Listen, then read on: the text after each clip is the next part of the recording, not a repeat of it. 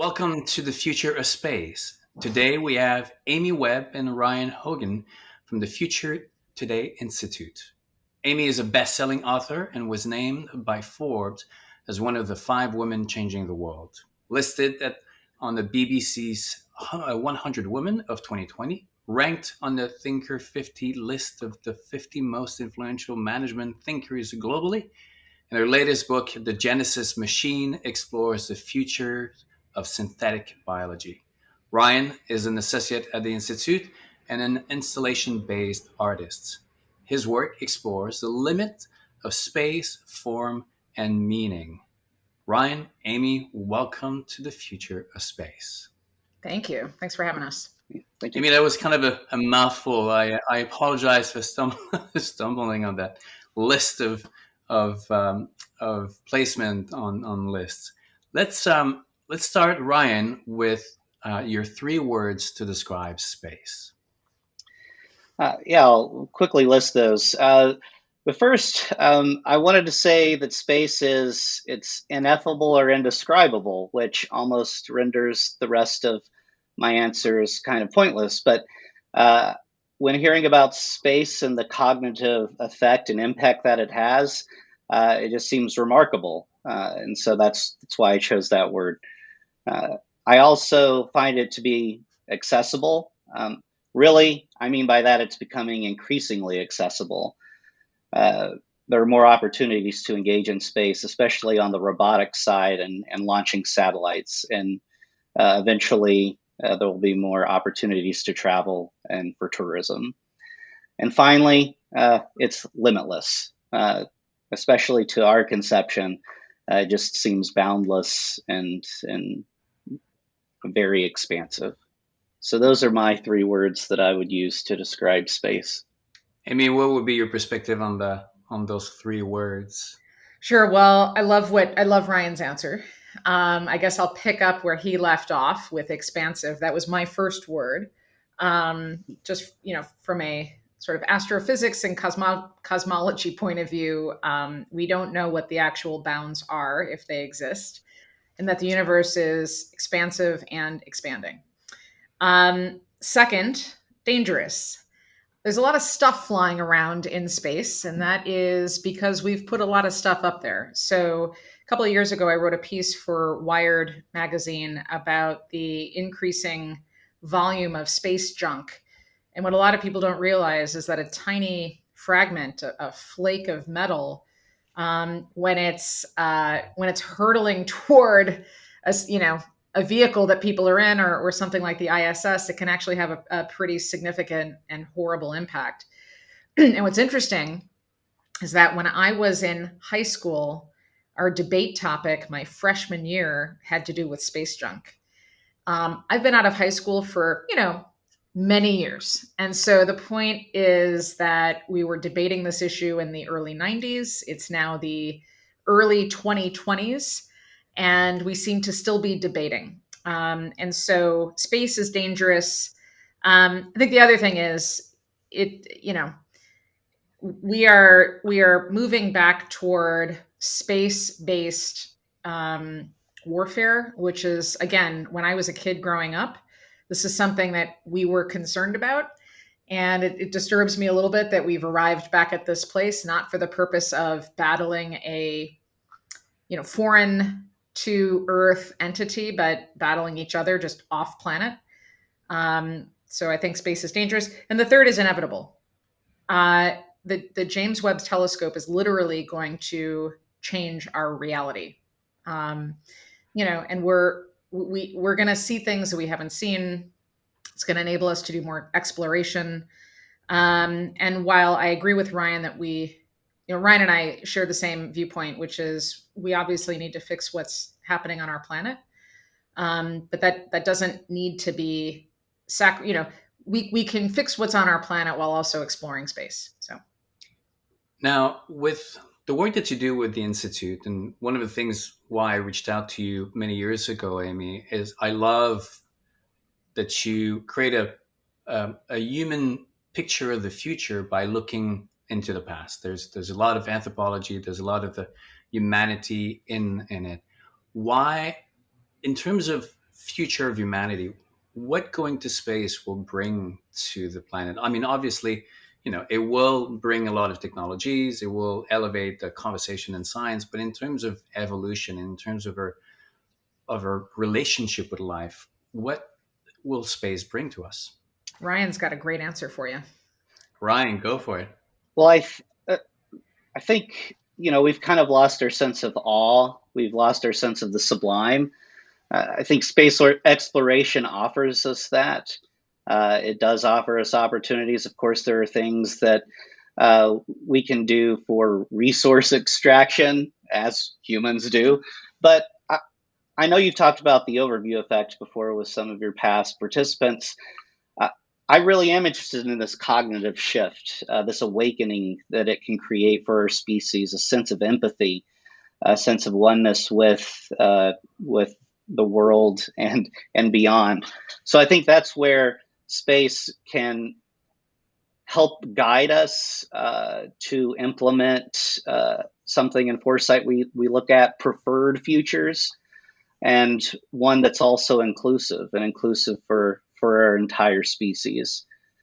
I also think there are other reasons that we should explore space. Amy brought up the James Webb Space Telescope. As we do these larger scale technological marvels, there are spillover effects that are generated. With the Hubble Space Telescope, from that, we have more advanced ways of doing mammograms.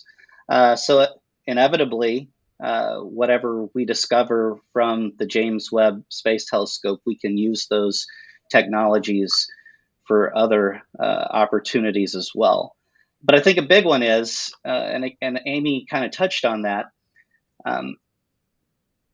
it doesn't have to be a zero-sum proposition. It never has to be space or Earth. It can be both. And anything that we learn to do on other planets, for colonizing other planets, visiting other galaxies, that technology, again, will inevitably help us live on this planet and the evolution that we encounter here. I think Life.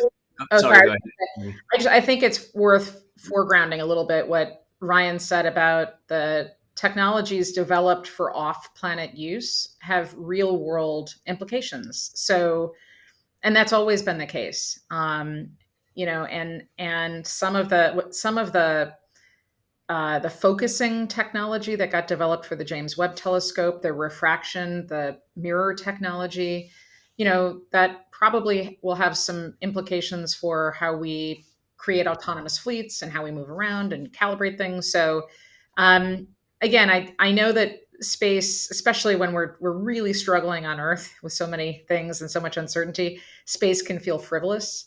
I think what he said is really important. He's right. We've lost our sense of awe and wonder. And we have some opportunities in front of us to not just explore, but to develop the kinds of things we're going to need going forward.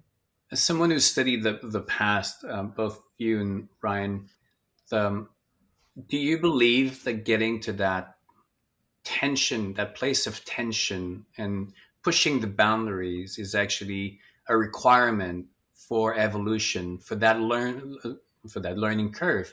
Because otherwise we get too comfortable. We need to get outside of our comfort zone to reassess the values that we choose to move forward with. Is it unfortunately a necessary part of the journey of growth? Well, I think in the sense of innovation, any constraint is usually necessary. There needs to be something that inspires that innovation. So again, if we're talking about evolving and moving beyond, yeah, I think that's been instrumental in growth in life since whatever inflection point marks the beginning, if you want to frame it that way or look at it that way. One of the things that we do as futurists, but we try to inspire others to do, is to push to the edge of plausibility, right? And that is challenging to do because it requires you to sort of think in a more expansive way and not to tell yourself no. That sounds easy, and it is certainly easy for me to say, it is very much an art and it requires practice. And without pushing ourselves to the edge of plausibility, we don't get to unlock those new opportunities. So constraints are important. So is expansiveness. And I think Ryan and I are talking about one of the core tenets of what we do, which is you have to think near term and long term simultaneously. You have to alternate between flared thinking and focused thinking. This is just not the way that most people are used to operating, and it can be a challenge. That kind of thinking is definitely more of an Eastern philosophy, the yin and the yang, finding the balance. There's not one or the other. It's always a little bit of each and on both. And there's never this place of perfect balance. Even the idea of balance in nature is just kind of an harmony within all these tensions. If you think of a tree that's standing up, it has to be rigid enough so that it can stand up, but flexible so that it moves with the forces. So it's this constant push and pull and finding the right balance. And in our I always say that the North American culture is the youngest culture in our history, but it's that kind of teenage attitude of the black and white. You need that energy to make room to build yourself a place in that history. And as you get older, you start to get a little bit more in the grays, and ultimately you want to have the input of the elderly or the wiser crowd combined with that energy of the youth, so that you get a certain equilibrium in the way that you move forward in the balance. Amy, Ryan, a couple weeks ago, I wrote about the necessity for artists and creative storytellers. Um, and I think that's one of the reasons why the Renaissance happened, is because there were some people with a lot of power and a lot of money who had the vision of hiring artists to create a vision of the future. Amy, you founded the institute. It's more like a think tank. Ryan, your title is really an artist. How did that collaboration happen, and what does an artist brings to an institute like your think tank? Yeah, maybe I can start, and then Ryan can go next. So I would not characterize FTI as a think Yes. tank. We are management consultants. Now, we do a ton of primary research and we give away a lot of our frameworks, and we've open sourced our methodology, but most of our time is spent advising Fortune 50s, government agencies, hedge funds, VCs, things like that. There are different types of foresight practitioners. So I have a background in game theory and economics. So I'm approaching this, and also for the beginning of my career, I was a journalist. So I'm approaching this from the perspective of data-driven models and pattern recognition, and developing compelling narratives that help leaders reduce uncertainty so they feel comfortable making big bets. There are lots of different approaches, and I think Ryan and I complement each other really, really well, because Ryan does not have a quant background. He's got more of an artistic background. So maybe, Ryan, you want to talk a little bit about that? Yes. So I did study strategic foresight, California College of the Arts. It came from a design thinking MBA program. So my background actually comes more from a design side of foresight, but ultimately that's what we're trying to do. The objective of strategic foresight is to design better futures, and of course, it's important to bring more people to the table to create those futures. But yes.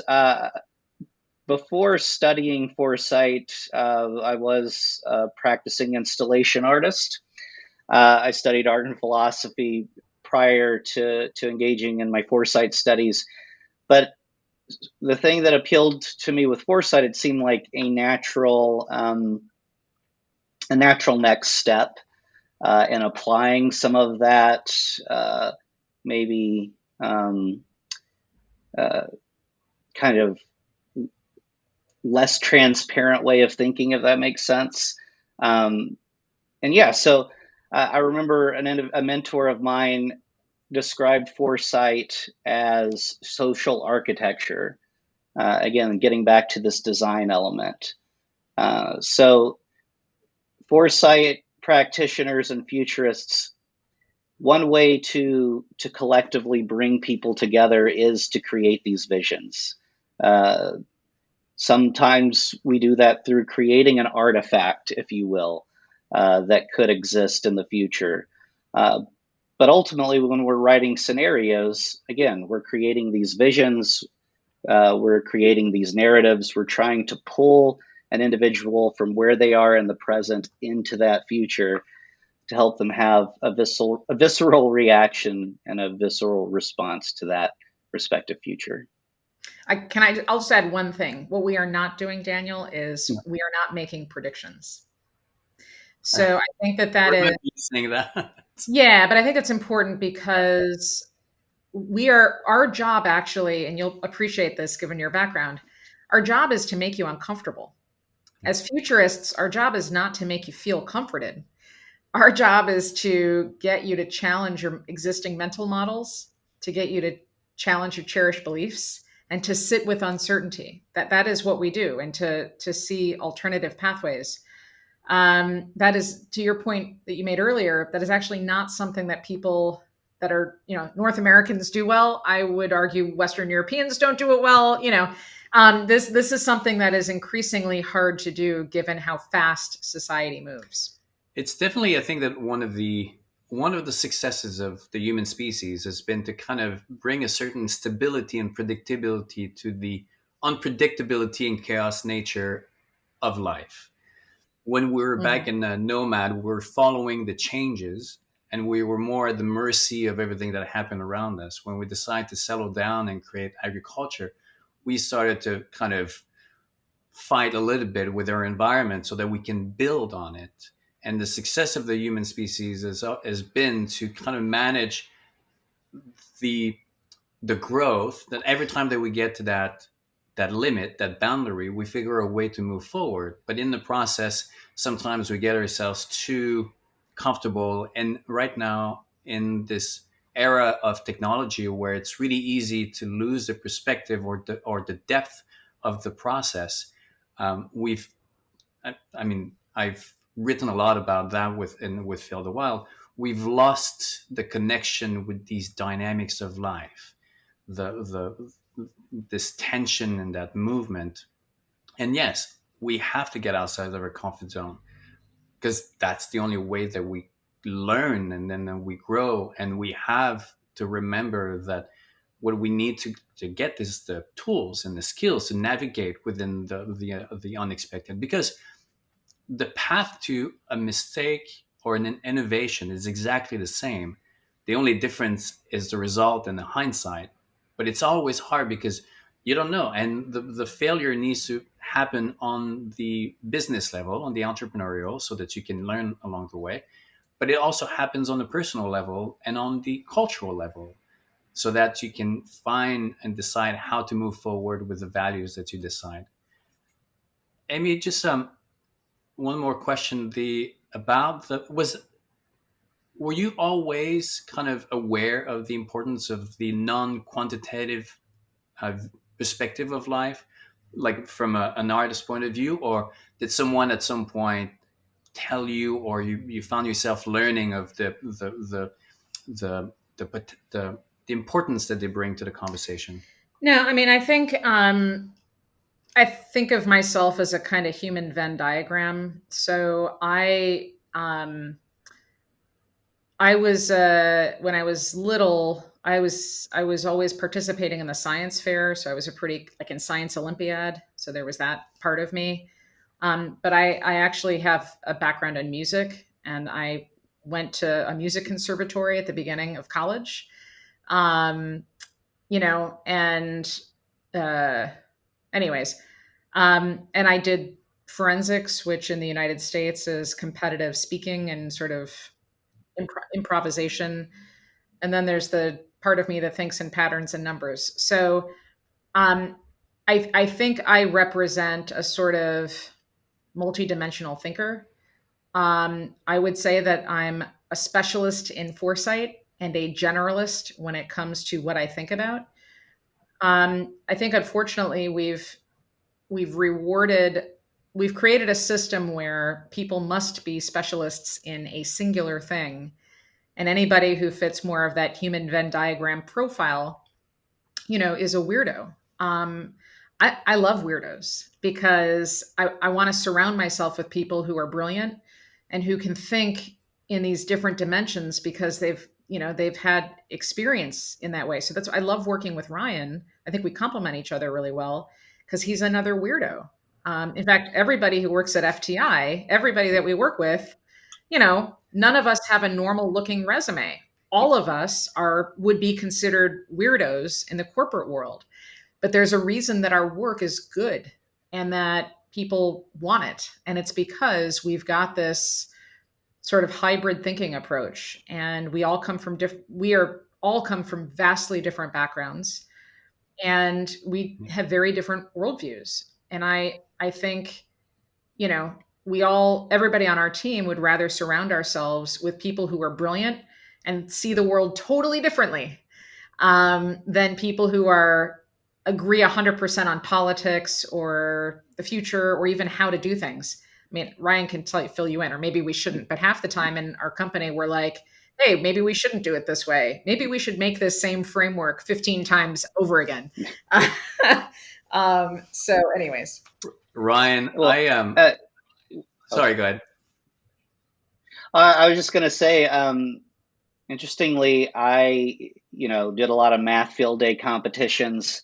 I was planning to potentially go to school for engineering, but somehow the humanities side won out as far as at least my studies went. But again, to echo what Amy said, I think there is this multi-dimensional thinking that is required for foresight, for future studies, because again, things don't happen in a vacuum. Again, when we're looking on a systems level, alternative domains impact others all the time. And that's what we're really trying to do, is explore those. And again, see how they impact each other, see what kind of consequences can result from that. So yeah, we probably all have a bit of a Venn diagram where we have interest and focuses. Our focus goes into other areas. Sorry. Yeah. But I kind of think, sorry, I know we're derailing you a little bit, but I just want to drive home the point that these are good things, and I think the most successful executives that I've advised, that I've been around, the ones that I draw inspiration from, they're the same way. They're these people that really have this expansive knowledge. They have weird backgrounds, and they just, again, they think in a similar way. They want to surround themselves with brilliant generalists. I wrote some time ago about how artists, it was they need to live on the fringes of society in some ways, because it's their participation in society is to remind people of other perspective. Once you get back into the 9 to 5 and the grind of everybody's, it's so easy to get into that unfortunate cycle, and you forget to step out. I do believe that artists' purpose is to live on the fringes of society, because it's their responsibility to remind the rest of of the people of a different perspective. And I guess that's what, or the weirdos is the same way. And the Future Today Institute is kind of that. You are purposely keeping yourself on the fringes, on the outside, so that you can guide everybody else of a different perspective that sometimes is hard when you're caught into the short term, and you need to kind of look up and see, beyond the horizon. Is that correct? Yes, I would say that's correct. And that goes across all of the work that we do at the Future Today Institute. Yes. I can go into more detail with some of that work, or if you had a different direction to take it. I'm open to both of those.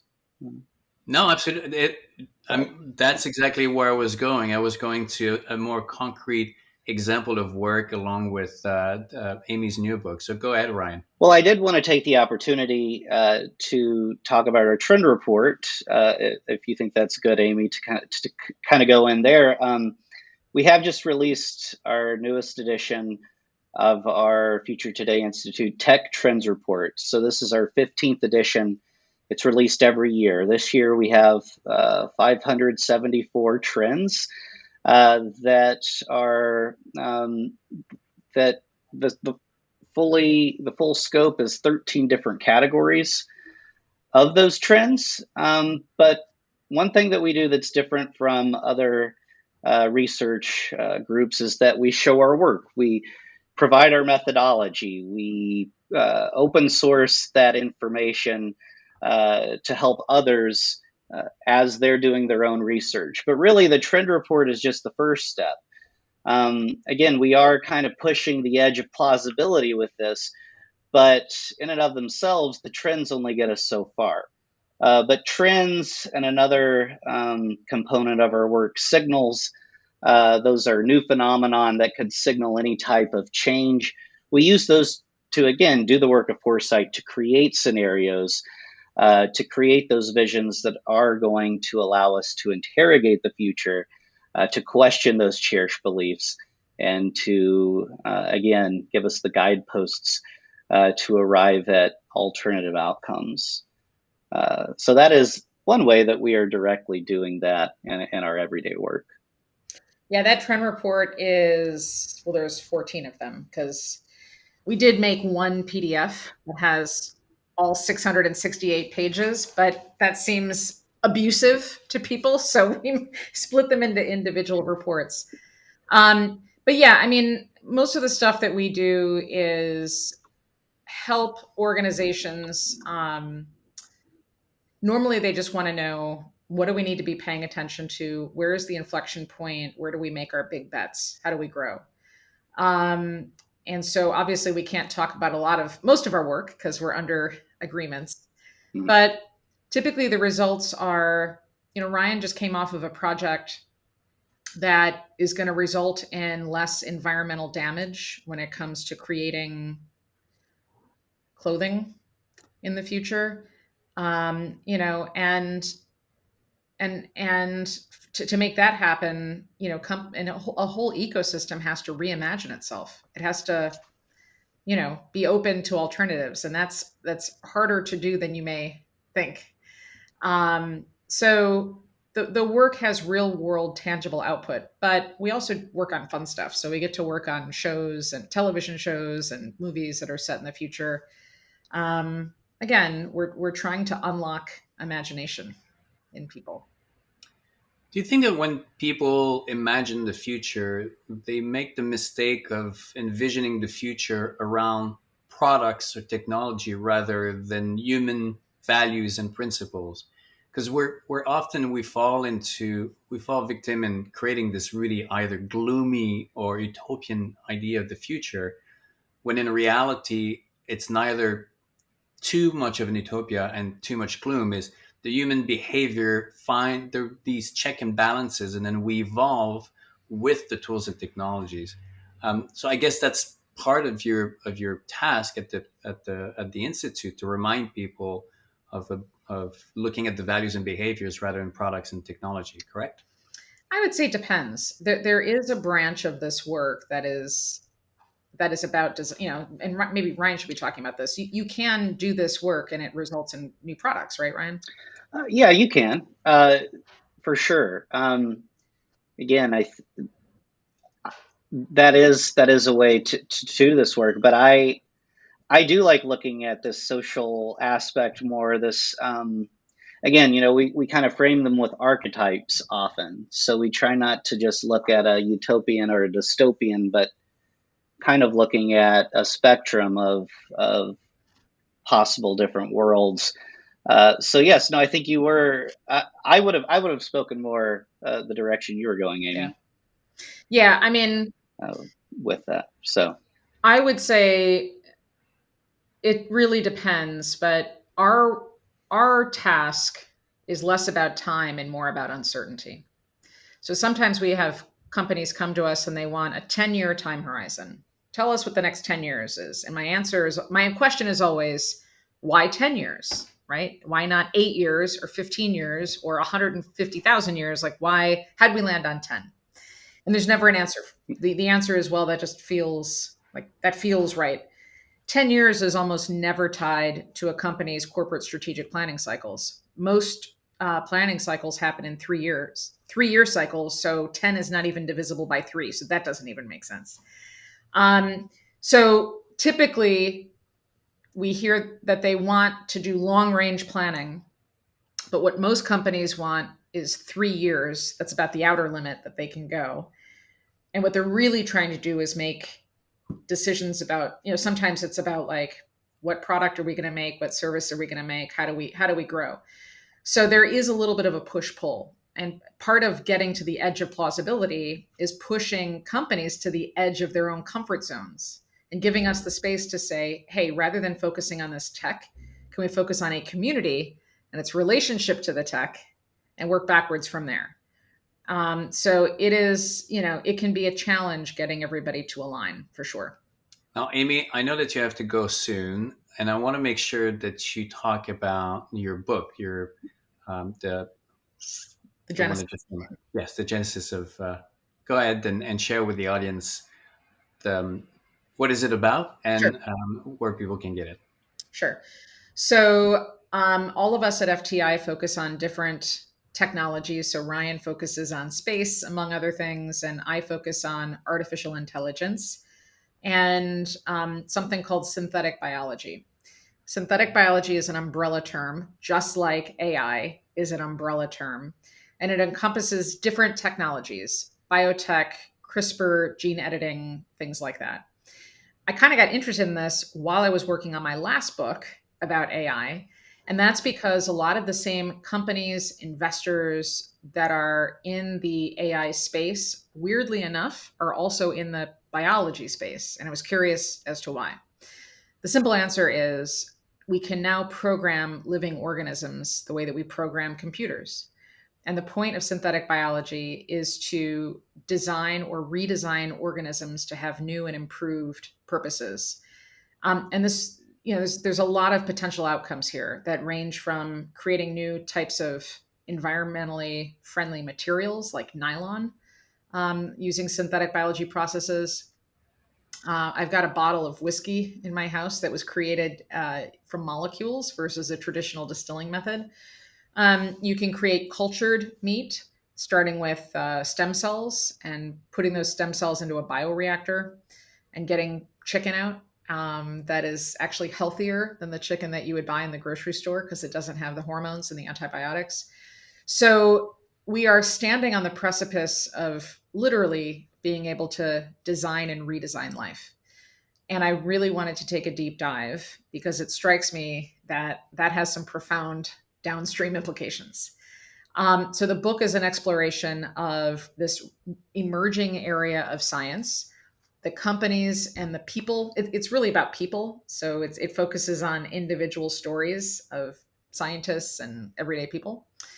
But what we're going to be able to do with it, how I think we're going to talk a decade from now about synthetic biology the way we currently talk about AI, and then risks.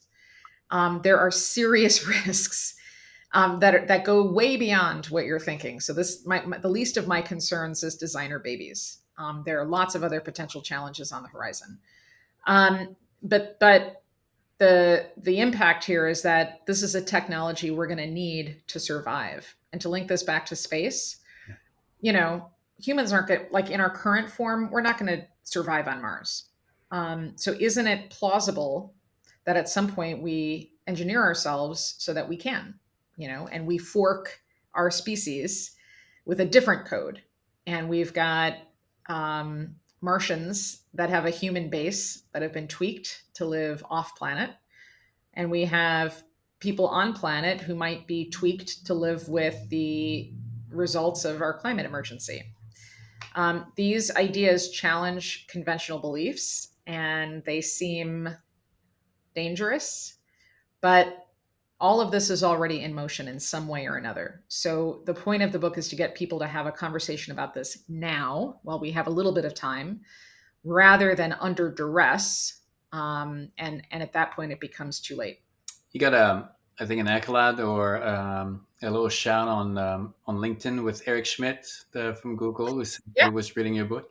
Yeah. Yeah, Eric Schmidt has given it a very, very nice endorsement, and this is an area that he's also invested in and paying attention to. So it's a wild new world out there, and this book is about science, but it is very much not a science book. It was written for everyday people. I do.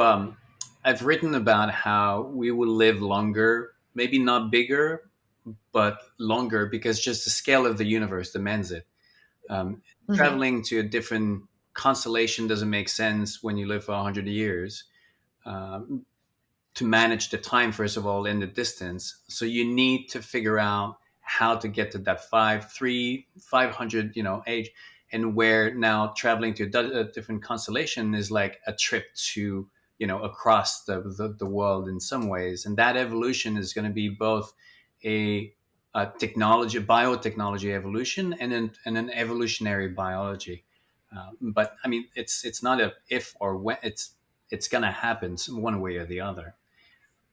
Do you have a couple minutes, or you have to go? I need to go. Ryan can maybe stick around and continue to chat. Will that work for you? Excellent. Well, Brandon and I will talk a little bit more art and space. And Amy, thank you so very much.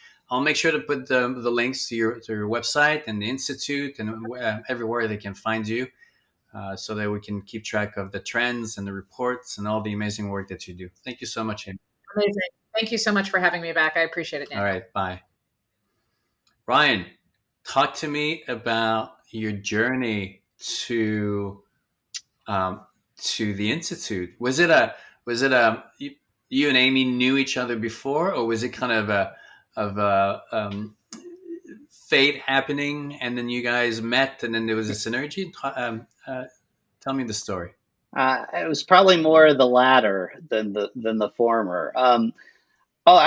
I did just want to say one other thing relating to her book and kind of how this ties into space. If I can do that just real quick. Of course.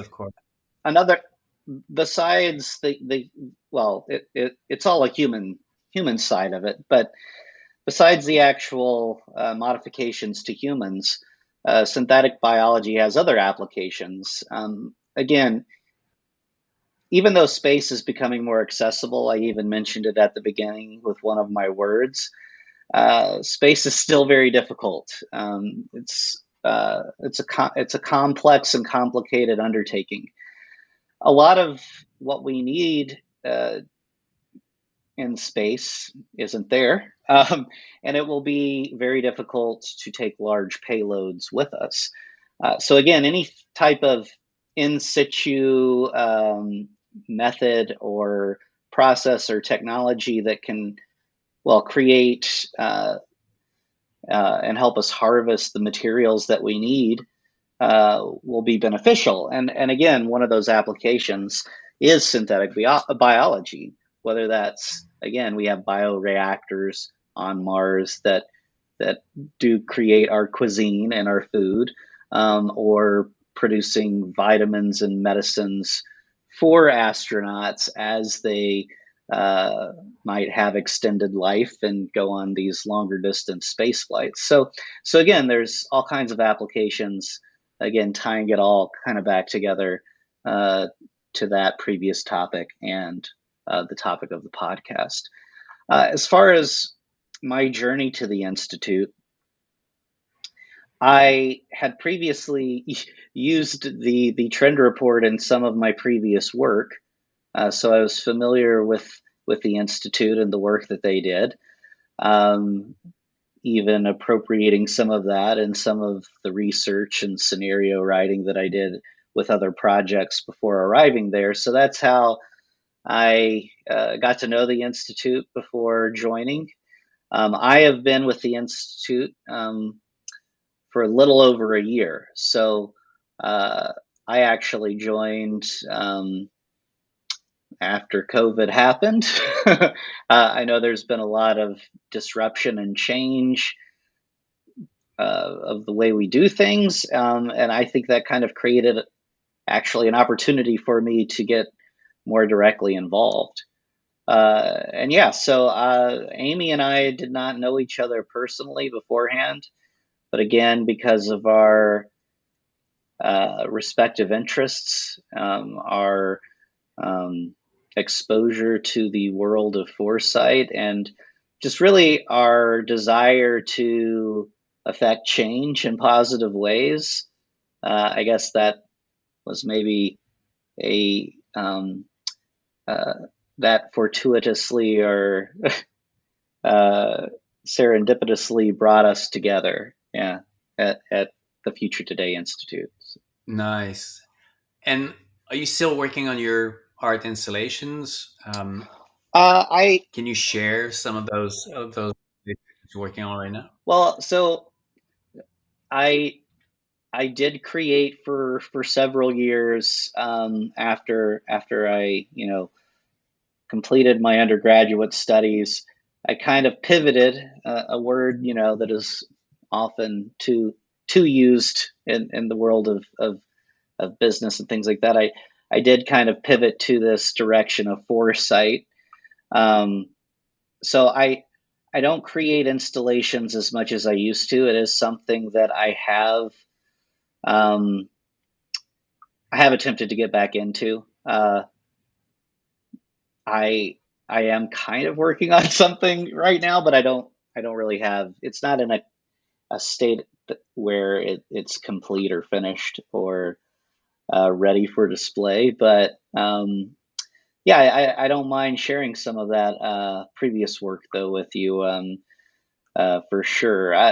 Some of the work I did, I would use a lot of synthetic materials, but I would try to use them in a way that created these biomorphic or biological looking. I called them landscapes. They're not like landscape paintings in a traditional sense. They're these uh, again biomorphic looking landscapes, biomorphic forms. I was really trying to, I think, in a way, kind of again like how we approach with foresight, wanting to create like alternative worlds or alternative views. I wanted to create essentially artifacts that weren't representing something else; they were their own form. Um, Maybe something that we didn't naturally find in um, in the environment around us, while at the same time still referencing things in biology or something you would find in a laboratory or something you might find under a microscope. But again, I think whatever the themes I was playing with, the directions I was taking with the art, again, kind of runs parallel with with my foresight practice, and ultimately, um, that is how I express those desires and thoughts and ideas now. It's a different form, but kind of the same underlying themes and practices. Are you excited at this new era of what what the technology and the expense into space, the opportunities it will present for an elevating art form? Like the other day, I was visiting the California Science Center where the space shuttle is, and there was the Apollo capsule, and Hmm. at the bottom of the capsule was this burned ceramic, when it re-entered the atmosphere, and then automatically thought of the Chinese artist who used a lot of fire in his own paintings, and I thought of him creating something Mm. that when an object re-enters the atmosphere, there's a pattern. Fire is used as a tool for creation. There's going to be so many new technologies now, and there's going to Mm. be new places, new situation. Obviously, the lack of gravity in some places, as an artist myself, like it really excites me. I assume that you're the same, um, looking at this new era of art opportunities. What do you think? I think it will. I mean, again, I don't know if we even can fully conceive of the opportunities that it will create. Um, as you said, I mean, there's many different ways of looking at it. The technologies that can be incorporated into the art making process, the prospects of what kind of artistic expression and artistic experiences can we create in these new environments. Uh, so again, so many different ways of looking at that. Something I've really been interested in, again, we talked about earlier having lost our sense of awe and how space can revive that. Uh, Again, this theme of the overview effect. I feel like that's what art fundamentally should strive to do. Is to inspire awe, to create a sense of the sublime. I think that ultimate expression happens with the overview effect, but um, uh, I think art that can do that. I feel like that's again what the role of art is supposed to do. So I just generally I've wanted to explore how are there maybe mechanisms for kind of creating that feeling in our minds. So maybe people don't have to go to space to be imbued with that empathy or that overwhelming feeling that it can create. Is there a way to create a minimum viable overview effect?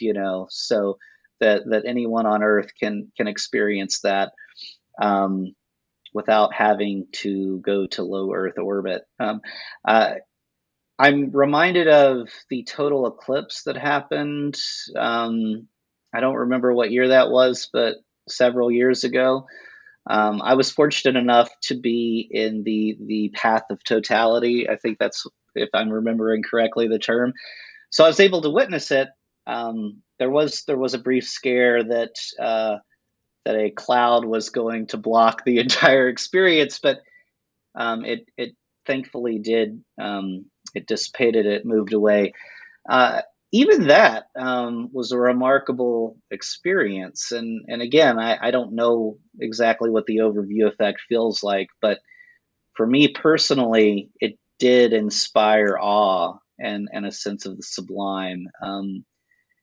So again, to tie it back all to your to your question, no, I think this will create unprecedented types of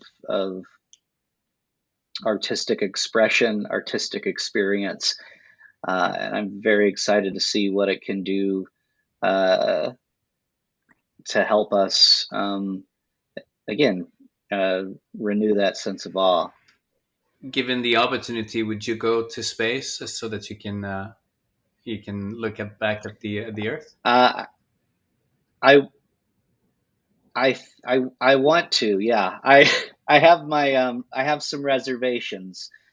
Uh, Again, as commercial spaceflight becomes more common, I don't think I'd want to be some of the first individuals to take those flights. I won't have the opportunity to be you know uh, on some of those first flights, but as it becomes a more standard practice, yeah, I think my comfort level would increase, and I would definitely want to take that opportunity. Nice, Ryan. If people are interested to learn more about you, do you, besides your profile on the institute website, do you still have your art site, your personal site, and that people can look at? Yes, yes. You can find that at ryanphogan.com. Some of my older work. Uh, yeah, you can see again some of those biological looking landscapes or forms that I mentioned previously. That's a great place to see those archived. Excellent. We'll make sure to put all the links in the descriptions and the post. Ryan, thank you so much for your time. I really look forward to seeing your work and your collaboration with Amy and what the institute comes up with in the years to come. Because I think it's such a fascinating. It's a challenging time, but I think it's a fascinating also time.